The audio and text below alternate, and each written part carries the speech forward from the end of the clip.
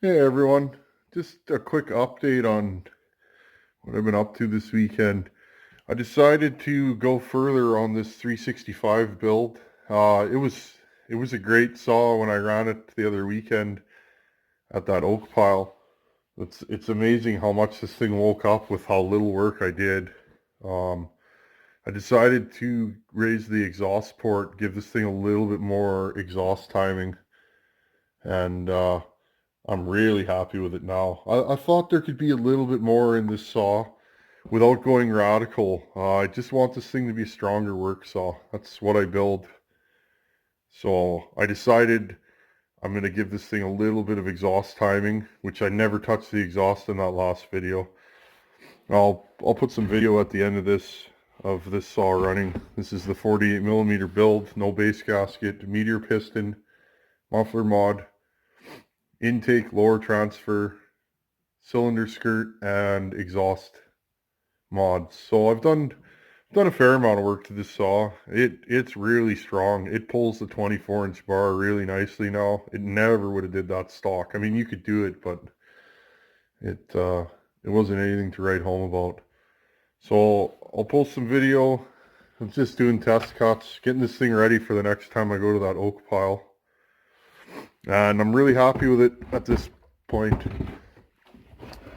Now comparing that to this 266 that I just built, I'm going to say this is the nastier saw.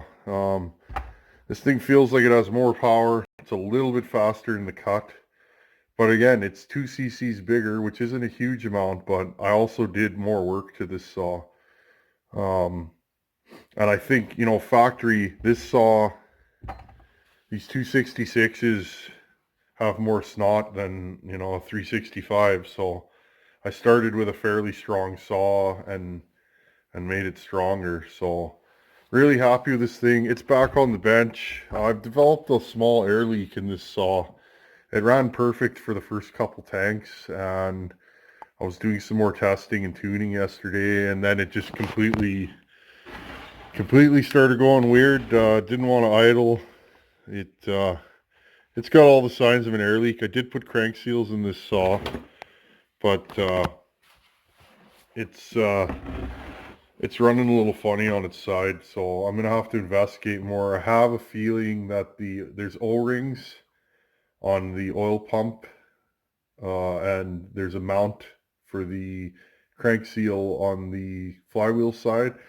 I never replaced those. They looked okay, but I have a feeling that when I pull this thing apart, there's going to be a split in one of those O-rings. No big deal.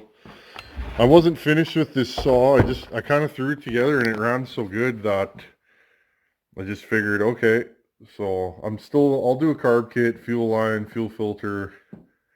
Again, it's my saw, so, if I was building this for somebody else, regardless, it's not going out the door without new rubber in it. A saw this old is, you're taking a risk if you don't replace that stuff, in my opinion, especially if it looks like it hasn't been replaced in a while. So, always something to do.